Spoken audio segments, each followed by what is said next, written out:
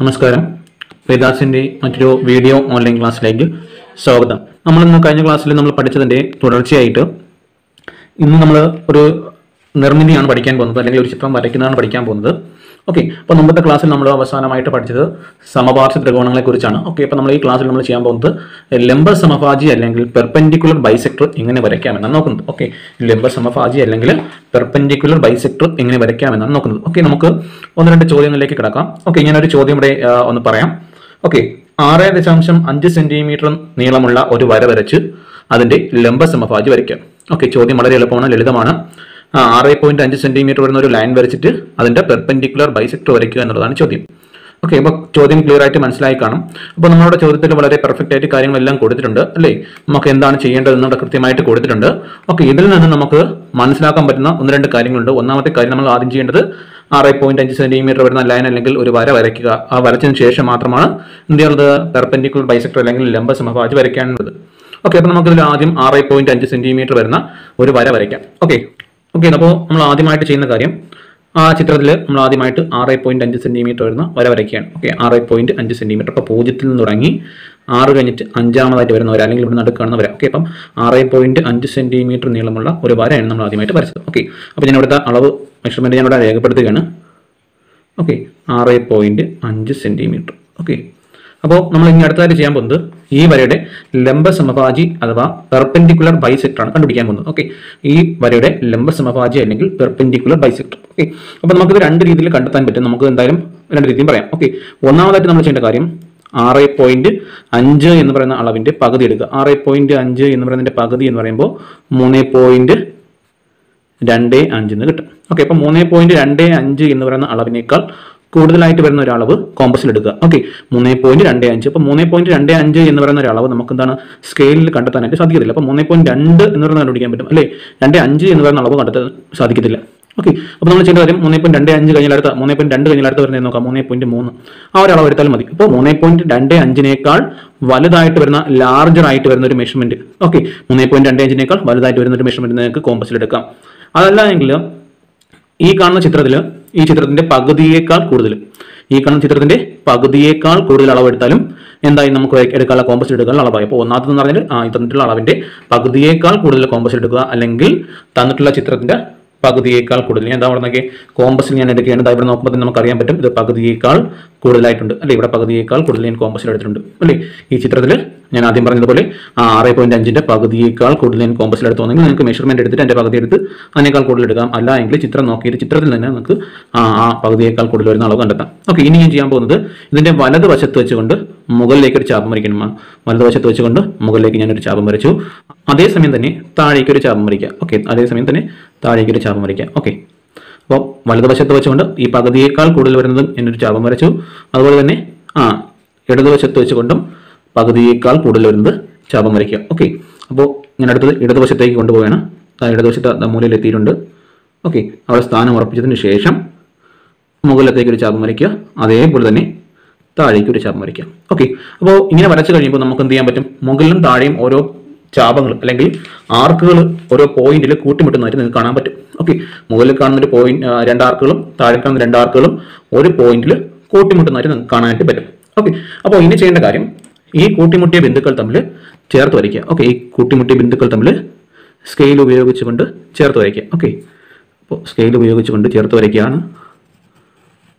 Okay, വരച്ചു കഴിഞ്ഞു. അപ്പോൾ നമ്മളിപ്പോൾ വരച്ച ആ വരയാണ് നമ്മൾ നേരത്തെ പറഞ്ഞ ലംബ സമഭാജി അല്ലെങ്കിൽ പെർപെൻഡിക്കുലർ ബൈസെക്ടർ. ഓക്കെ, ഇപ്പോൾ നമ്മൾ വരച്ചാണ് ഈ ആദ്യം വരച്ച 6.5 സെന്റിമീറ്ററിന്റെ പെർപെൻഡിക്കുലർ ബൈസെക്ടർ അല്ലെങ്കിൽ ലംബ സമഭാജി. അതായത് ഈ കാണുന്ന 6.5 എന്ന് പറയുന്ന അളവിനെ ഈ കാണുന്ന മുകളിൽ നമ്മൾ 2 ചാപങ്ങൾ വരച്ചു. അപ്പോൾ 2 പോയിന്റുകൾ കൂട്ടിമുട്ടി, അങ്ങനെ മുകളിലും താഴെയും കിട്ടി ബിന്ദുക്കൾ നമ്മൾ ചേർത്ത് വരച്ചപ്പോൾ നമുക്ക് കിട്ടിയ ഈ ഒരു വര ഉണ്ടല്ലോ, ഈ വര 6.5 എന്ന് പറയുന്ന വരേനെ 2 തുല്യ ഭാഗമാക്കി മാറ്റുന്നു. 2 തുല്യ ഭാഗം. ഓക്കെ, മറന്നു പോരുത്, 2 ഈക്വൽ പാർട്ടാക്കി മാറ്റുന്നുണ്ട്. അതുപോലെ തന്നെ ഈ 2 ഈക്വൽ പാർട്ടിനിടയിലും ഈ വര കൂടി ചേരുമ്പോൾ ഇവിടെ ഉണ്ടാകുന്ന ആംഗിൾ, ഇവിടെ ഉണ്ടാകുന്ന കോൺ എന്ന് പറഞ്ഞാൽ 90 ഡിഗ്രി അല്ലെങ്കിൽ 90 ഡിഗ്രി അല്ലെങ്കിൽ മട്ടകോൺ അല്ലെങ്കിൽ റൈറ്റ് ആംഗിൾ ആണ്. ഓക്കെ, ശ്രദ്ധിക്കുക, നമ്മൾ പറഞ്ഞത് ലംബ സമഭാജിയുടെ പ്രത്യേകതയാണ്. എന്താണ് ലംബ സമഭാജി എന്ന് പറഞ്ഞാൽ, നമ്മൾ ആദ്യം വരയ്ക്കുന്ന വരയെ നമ്മൾ രണ്ടാമത് വരയ്ക്കുന്ന ലംബ സമഭാജി എന്ത് ചെയ്യുന്നു, 2 തുല്യ ഭാഗമാക്കി മാറ്റുന്നു. അതായത് 6.5 2 തുല്യ ഭാഗങ്ങൾ, അതായത് 6.5 2 ഈക്വൽ പാർട്ടായിട്ട് മാറുന്നുണ്ട് ഇവിടെ. ഓക്കെ, അതിന്റെ പകുതി വീതമായിട്ട് ഇവിടെയും മാറുന്നുണ്ട്. രണ്ടാമതായിട്ട് പറയുന്നത് ഈ വര ആദ്യം വരച്ച വരയിലേക്ക്, അതായത് 6.5 നമ്മൾ ഈ ലംബ സമഭാജി കൂട്ടിമുട്ടുമ്പോൾ അവിടെ ഉണ്ടാകുന്ന കോണുകൾ, എല്ലാ കോണുകളും 90 ഡിഗ്രി അല്ലെങ്കിൽ മട്ടം അല്ലെങ്കിൽ 90 ഡിഗ്രി അല്ലെങ്കിൽ റൈറ്റ് ആംഗിൾ ആണ്. ഓക്കെ, അതാണ് ലംബ സമഭാജിയുടെ പ്രത്യേകത. ഓക്കെ, അപ്പോൾ ലംബ സമഭാജി എല്ലാവർക്കും ഓക്കെ ആണെന്ന് തോന്നുന്നു. അങ്ങനെയാണെങ്കിൽ ലംബ സമഭാജിയുമായിട്ട് ബന്ധപ്പെട്ട് നമ്മളെ പാഠഭാഗത്തിൽ വരുന്ന 1-2 നിർമ്മിതികൾ കൂടിയുണ്ട്. ഓക്കെ, ലംബ സമഭാജി പഠിച്ചു കഴിഞ്ഞാൽ, ആ ലംബ സമഭാജി വരയ്ക്കാൻ പഠിച്ചു കഴിഞ്ഞാൽ ഈ ലംബ സമഭാജിയുമായിട്ട് ബന്ധപ്പെട്ട് നമ്മൾ പാഠഭാഗത്തിൽ വരുന്ന 2 ചോദ്യങ്ങൾ കൂടി നമുക്ക് പരിചയപ്പെടാം. ഓക്കെ, ആദ്യമായിട്ട് വരുന്നതാണ് ഒരു സമചതുരം വരയ്ക്കാനും മറ്റൊന്ന് ഒരു വൃത്തം വരയ്ക്കാനും. ഓക്കെ, ഒരു സമചതുരം വരയ്ക്കാനും മറ്റൊന്ന് ഒരു വൃത്തം വരയ്ക്കാനും. ഓക്കെ, അപ്പോൾ ഈ 2 ചോദ്യങ്ങൾ കൂടി നമുക്ക് പരിചയപ്പെടാം. നമുക്ക് ആദ്യം വരുന്നത് ഒരു സമചതുരം അല്ലെങ്കിൽ സ്ക്വയർ വരയ്ക്കാനുള്ള ചോദ്യം. നമുക്കൊന്ന് ശ്രദ്ധിക്കാം. വശങ്ങളുടെ നീളം 3.75 സെന്റിമീറ്റർ നീളമുള്ള സമചതുരം നിർമ്മിക്കുക. ഓക്കെ, അല്ലെങ്കിൽ 3.75 സെന്റിമീറ്റർ സൈഡ് ആയിട്ടുള്ള ഒരു സ്ക്വയർ വരയ്ക്കുക അല്ലെങ്കിൽ ഡ്രോ ചെയ്യാൻ നമ്മളോട് പറഞ്ഞിരിക്കുന്നത്. ഓക്കെ, അപ്പോൾ നമുക്ക് എങ്ങനെയാണ് ചെയ്യുന്നത് നോക്കാം. 3.75 സെന്റിമീറ്റർ നീളമുള്ള ഒരു സ്ക്വയർ അല്ലെങ്കിൽ ഒരു സമചതുരം വരയ്ക്കാനാണ് ഈ ചോദ്യത്തിൽ നൽകിയിട്ടുള്ളത്. ഓക്കെ, അപ്പോൾ നമ്മൾ ചെറിയ ക്ലാസ്സുകളിൽ സമചതുരം അല്ലെങ്കിൽ സ്ക്വയർ വരയ്ക്കാനായിട്ട് നിങ്ങൾക്ക് അറിയാം. ഏതെങ്കിലും ഒരു വശത്തിന്റെ നീളം കിട്ടിക്കഴിഞ്ഞാൽ നമുക്ക് സ്ക്വയർ എങ്ങനെയാണ് വരയ്ക്കുക എന്നുള്ള കാര്യം നമുക്കറിയാം. ഓക്കെ, അപ്പോൾ നമ്മൾ ഈ ഒരു ഭാഗത്തിൽ പറഞ്ഞിരിക്കുന്നത് 3.75 സെന്റിമീറ്റർ നീളമുള്ള വശമുള്ള ഒരു സ്ക്വയർ അല്ലെങ്കിൽ സൈഡ് വരുന്ന ഒരു സ്ക്വയറാണ് വരയ്ക്കാൻ പറഞ്ഞിരിക്കുന്നത്. ഓക്കെ, അപ്പോൾ നമുക്ക് അറിയാം 3.75 എന്ന് പറയുന്ന ഒരു മെഷർമെന്റ് നമുക്ക് സ്കെയിലിൽ അല്ലെങ്കിൽ നമ്മൾ വരയ്ക്കുന്ന ഇൻസ്ട്രുമെന്റിൽ നമുക്ക് കാണാനായിട്ട് സാധിക്കത്തില്ല. ഓക്കെ, അപ്പോൾ 3.75 എന്ന് പറയുന്ന അളവ് സ്കെയിലിൽ നമുക്ക് കാണാനായിട്ട് സാധിക്കത്തില്ല. അപ്പോൾ നമ്മൾ ചെയ്യേണ്ട കാര്യം, നമ്മൾ നേരത്തെ പറഞ്ഞതുപോലെ ലംബ സമഭാജി അല്ലെങ്കിൽ പെർപെൻഡിക്കുലർ ബൈസെക്ടർ വരച്ചിട്ട് വേണം നമ്മൾ എന്ത് ചെയ്യാൻ, ഈ 3.75 കണ്ടുപിടിക്കാൻ. ഓക്കെ, അപ്പോൾ നമുക്കറിയാം നമ്മൾ ലംബ സമഭാജി വരയ്ക്കുകയാണെങ്കിൽ, ഒരു ലംബ സമഭാജി വരയ്ക്കുകയാണെങ്കിൽ അപ്പോൾ അവിടെ 2 തുല്യ ഭാഗം ഉണ്ടാവും. ഓക്കെ, അപ്പോൾ അതിൽ ഏതെങ്കിലും ഒരു ഭാഗം 3.75 കിട്ടിക്കഴിഞ്ഞാൽ എന്തായിരിക്കും, തൊട്ടിപ്പുറത്ത് 3.75 ആയിരിക്കും. 2 ഭാഗത്ത് 3.75 ആയിരിക്കും. അതായത് ആകെ നമ്മൾ വരയ്ക്കേണ്ട വര, നമ്മൾ ആദ്യം വരയ്ക്കേണ്ട വര എന്ന് പറഞ്ഞാൽ 3.75 പ്ലസ് 3.75 എന്ന് പറയാൻ പറ്റും. അല്ലെങ്കിൽ 3.75ന്റെ ഇരട്ടി എടുത്താൽ മതി. 3.75 ഇൻറ്റു 2 എത്ര കിട്ടും നമുക്ക്? 7.5 തന്നെ കിട്ടും. ഓക്കെ, അപ്പോൾ ഇവിടെ നമുക്ക് 7.5 തന്നെ കിട്ടും. അപ്പോൾ നമുക്ക് 7.5 സെന്റിമീറ്റർ വരുന്ന ഒരു വര വരച്ചിട്ട് അതിന്റെ ലംബ സമഭാജി കണ്ടുപിടിക്കുമ്പോൾ നമുക്ക് എന്നിട്ട് ഒന്നാമത്തെ വശം കിട്ടും. ഓക്കെ, അപ്പോൾ നമുക്ക് ഇവിടെ പറയുന്നത് പോലെ നമുക്ക് 7.5 സെന്റിമീറ്റർ വരുന്ന ഒരു വര വരച്ച് നോക്കാം. ഓക്കെ, അപ്പോൾ നമ്മൾ സ്റ്റാർട്ട് ചെയ്യണം. 7.5 സെന്റിമീറ്റർ വരുന്ന വര വരയ്ക്കുകയാണ്. ഓക്കെ, അത് നമ്മൾ 7.5 സെന്റിമീറ്റർ വരുന്ന വര വരയ്ക്കുകയാണ്. ഓക്കെ, 0 തുടങ്ങി 7 കഴിഞ്ഞു 5ാമത്തെ വര. ഓക്കെ, അപ്പോൾ 7.5 സെന്റിമീറ്റർ ഉള്ള വര നമ്മൾ പൂർത്തിയാക്കി കഴിഞ്ഞു. ഓക്കെ, ഇനി നമ്മൾ ചെയ്യേണ്ട കാര്യം ഇതിന്റെ ലംബ സമഭാജി വരയ്ക്കുക. ഓക്കെ, നമ്മൾ പറഞ്ഞത് ഓർമ്മയുണ്ട്, ഈ വരയുടെ പകുതിയേക്കാൾ കൂടുതൽ എന്തെടുക്കുക, കോമ്പസ് എടുക്കുക. ഓക്കെ, അപ്പോൾ ഈ വരയുടെ പകുതിയേക്കാൾ കൂടുതൽ ഉണ്ടെന്ന് കാണുമ്പോൾ തന്നെ അറിയാൻ പറ്റും അല്ലേ. അപ്പോൾ ഇതിന്റെ പകുതിയേക്കാൾ കൂടുതൽ കോമ്പസിൽ എടുത്തിട്ടുണ്ട് ഞാൻ. ഓക്കെ, കോമ്പസിൽ എടുത്തുകൊണ്ട് വലതുവശത്ത് വെച്ചുകൊണ്ട് മുകളിലേക്ക് ഒരു ചാപം വരയ്ക്കുക. അതുപോലെ തന്നെ വലതുവശത്ത് വെച്ചുകൊണ്ട് താഴേക്കും ഒരു ചാപം വരയ്ക്കുക. ഓക്കെ, അതുപോലെ തന്നെ ആ വരയുടെ ഇടതുവശത്ത് വെച്ചുകൊണ്ട് മുകളിലേക്ക് ഒരു ചാപം വരയ്ക്കുക. അതേസമയം താഴേക്ക് ഒരു ചാപം വരയ്ക്കുക. ഓക്കെ, അപ്പോൾ നേരത്തെ നമ്മൾ പറഞ്ഞതുപോലെ ഈ 2 വരകളും അല്ലെ, ഈ 2 ചാപങ്ങളും നേരത്തെ നമ്മൾ പറഞ്ഞതുപോലെ തന്നെ ഈ 2 ചാപങ്ങളും ഓരോ പോയിന്റുകളിൽ കൂട്ടിമുട്ടുന്നതായിട്ട് കാണാൻ പറ്റും. ഓക്കെ, അപ്പോൾ ഈ കൂട്ടിമുട്ടിയ ബിന്ദുക്കൾ തമ്മിൽ ചേർത്ത് വരയ്ക്കുക. ഓക്കെ, ചേർത്ത് വരയ്ക്കുകയാണ്. ചേർത്ത് വരച്ചു കഴിഞ്ഞു. ഓക്കെ, അപ്പോൾ നമുക്കിപ്പോൾ കിട്ടിയതാണ് എന്തെന്ന്, നമ്മൾ ആദ്യം വരച്ച 7.5ന്റെ ലംബ സമഭാജി. അപ്പോൾ ലംബ സമഭാജി എന്ന് പറയുമ്പോൾ മനസ്സിലാക്കേണ്ട കാര്യം, ഇവിടെ വരുന്നതും 3.75 സെന്റിമീറ്റർ, അതുപോലെ തന്നെ ഇവിടെ വരുന്നതും 3.75 സെന്റിമീറ്റർ ആണ്. ഓക്കെ, അപ്പോൾ രണ്ടും നമുക്ക് 3.75 സെന്റിമീറ്റർ കിട്ടിക്കഴിഞ്ഞു. ഇനി നമ്മൾ ഇതിൽ ഏതെങ്കിലും ഒരു ഭാഗത്തിന്റെ അളവ് കോമ്പസിൽ എടുക്കുക. അപ്പോൾ നമുക്കറിയാം ഇടത് വരുന്നതായാലും വലത് വരുന്നതായാലും 3.75 ആണ്. അത് നമുക്ക് കോമ്പസിൽ കിട്ടിയിട്ടുണ്ട്. ആ ഒരു അളവ് കോമ്പസിൽ എടുക്കുകയാണ്. ഓക്കെ, ഞാൻ അതിൻ്റെ അളവ് കോമ്പസിലെടുത്തു. ആ സെൻറ്റർ പോയിന്റ് എന്ന് വേണം, ഈ 4 വരകൾ കൂട്ടിമുട്ടിയിട്ടുള്ള ഈ ഒരു ബിന്ദുവിൽ നിന്ന് വേണം ഇങ്ങോട്ടത്തേക്ക് വലതുവശത്തേക്കോ അല്ലെങ്കിൽ ഇടതുവശത്തേക്കോ അളവെടുക്കാൻ. ഓക്കെ, അപ്പോൾ ഞാൻ ഇവിടെ നിന്ന് നടുക്ക് വരെയുള്ള അളവ് ഞാൻ കോമ്പസിലെടുത്തിട്ടുണ്ട്.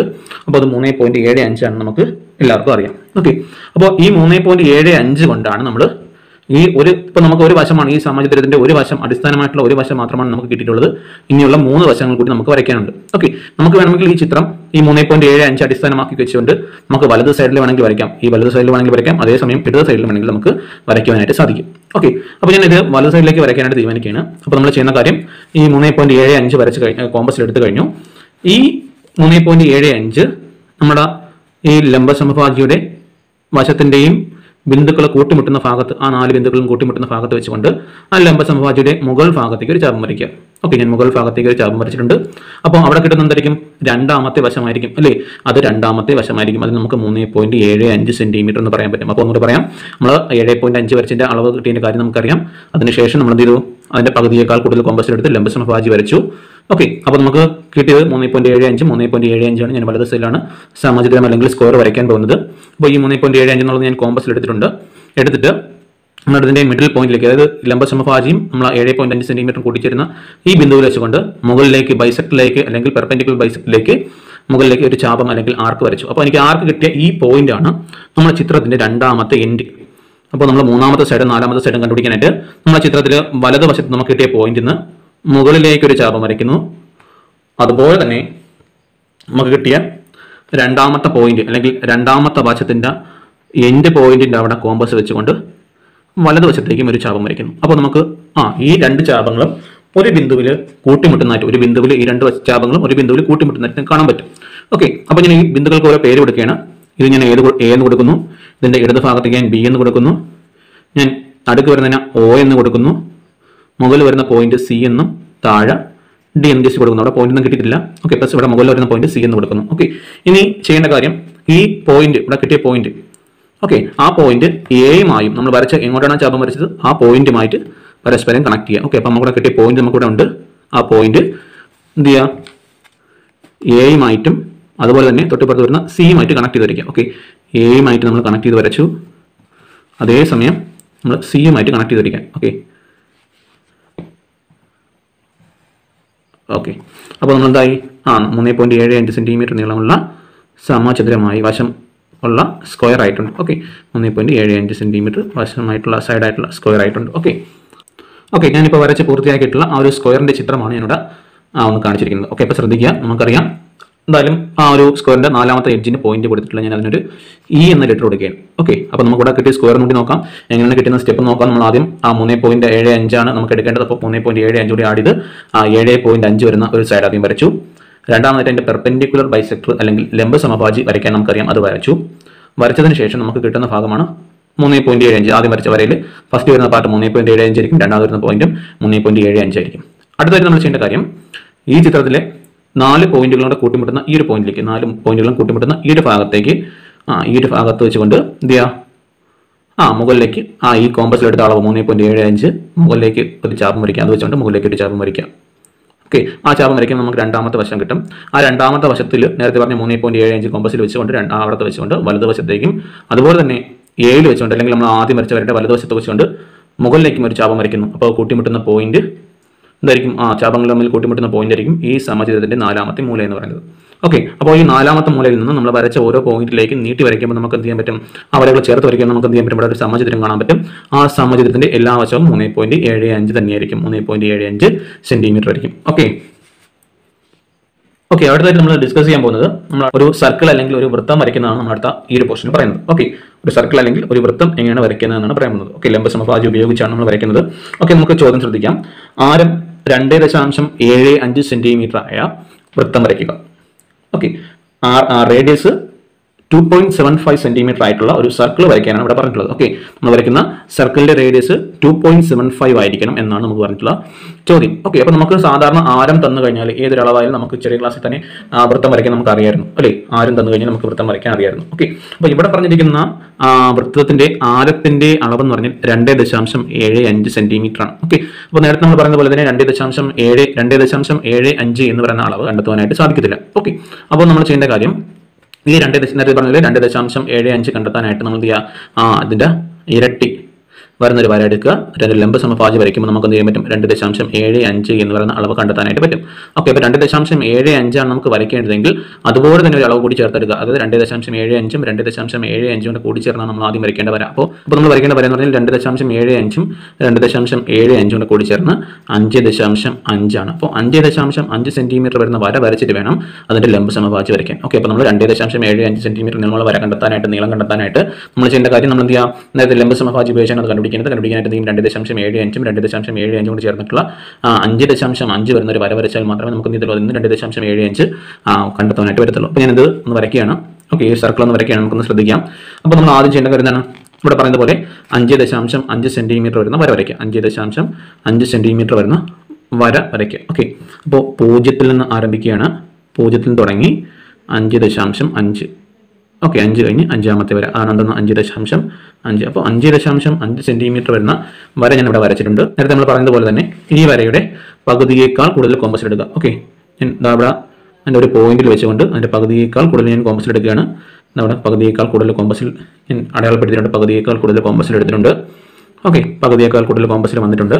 ഓക്കെ, അടുത്തായിട്ട് നമ്മൾ ചെയ്യേണ്ട കാര്യം ഇതിൻ്റെ വലതുവശത്ത് വെച്ചുകൊണ്ട് ഈ പോയിന്റിൻ്റെ വലതുവശത്ത് വെച്ചുകൊണ്ട് മുകളിലേക്ക് ഒരു ചാപം, അതേസമയം തന്നെ ഈ പോയിന്റിൻ്റെ താഴേക്കും ഒരു ചാപം വരയ്ക്കുക. ഓക്കെ, വലതുവശത്ത് വെച്ചുകൊണ്ട് മുകളിലേക്ക് നമ്മളൊരു ചാപം വരച്ചു. അതുപോലെ തന്നെ താഴേക്ക് നമ്മൾ ഓരോ ചാപങ്ങൾ അല്ലെങ്കിൽ ആർക്കുകൾ വരച്ചു കഴിഞ്ഞു വരച്ചു. ഇനി നമ്മൾ ചെയ്യേണ്ട കാര്യം ഈ വരയുടെ ഇടത് ഭാഗത്ത് വെച്ചുകൊണ്ട്, ഏറ്റവും ഇടത് വരുന്ന ഭാഗത്ത് വെച്ചുകൊണ്ട് നേരത്തെ പറയുന്ന പോലെ തന്നെ മുകളിലേക്ക് ഒരു ആർക്ക് വരയ്ക്കുക, അതേസമയം താഴേക്ക് ഒരു ആർക്ക് വരയ്ക്കുക. ഓക്കെ, അപ്പോൾ നമ്മൾ വരച്ചിൽ ഒരാർക്ക് എന്ത് ചെയ്തിട്ടില്ല, ഒരാർക്ക് പരസ്പരം കൂട്ടിമുട്ടിയിട്ടുണ്ട്. മുകളിൽ വരച്ച 2 ആർക്കുകൾ പരസ്പരം കൂട്ടിമുട്ടിയിട്ടുണ്ട്.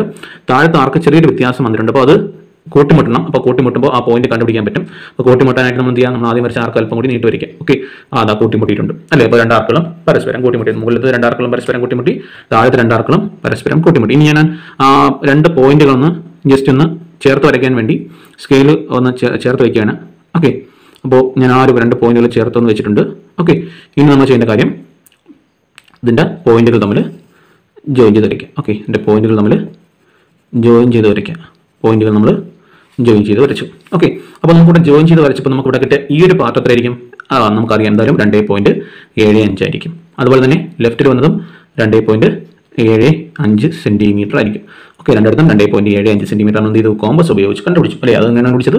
പെർപെൻഡിക്കുലർ ബൈസെക്ടർ വരച്ചിട്ടാണ് കണ്ടെത്തിയത്. ഓക്കെ, അടുത്തായിട്ട് നമ്മൾ ചെയ്യേണ്ട കാര്യം ഈ ഒരു അളവ്, നേരത്തെ എടുത്തതുപോലെ ഈ ഒരു അളവ് 2.75 കോമ്പസിൽ ഒന്ന് എടുക്കുക. 2.75 കോമ്പസിൽ എടുക്കുക. ഓക്കെ, സെൻട്രൽ വരുന്ന ഒരു പോയിന്റ് എടുക്കുക. ഓക്കെ, 2.75 കോമ്പസിൽ എടുക്കുകയാണ്. ഓക്കെ, ആ ഒരളവ് കോമ്പസിൽ എടുത്തു. ഓക്കെ, അപ്പോൾ കോമ്പസിൽ നമ്മൾ 2.75 എടുത്തു. ഇനി നമ്മൾ ചെയ്യേണ്ട കാര്യം ഇവിടെ നമുക്ക് 2.75 രണ്ടായിട്ട് ഡിവൈഡ് ചെയ്ത പോയിന്റ്, അതായത് നമ്മളിവിടെ വരച്ച പെർപെൻഡിക്കുലർ ബൈസെക്ടർ കടന്നു പോകുന്ന അല്ലെങ്കിൽ ലംബസമഭാജി കടന്നു പോകുന്ന ആ ഒരു കേന്ദ്ര ഭാഗത്തിൽ വെച്ചുകൊണ്ട്, ഇവിടെ വെച്ചുകൊണ്ട് 2.75 മുറിഞ്ഞു പോകുന്ന അല്ലെങ്കിൽ ബൈസെക്ട് ചെയ്യുന്ന അല്ലെങ്കിൽ സമഭാജിയായിട്ട് മാറുന്ന ആ ഒരു പോയിന്റിൽ വെച്ചുകൊണ്ട്, ഇപ്പോൾ 2.75 നമ്മൾ കോമ്പസിലുണ്ട്, അവിടെ വെച്ചുകൊണ്ട് നമ്മൾ നോർമലി വൃത്തം വരയ്ക്കുക.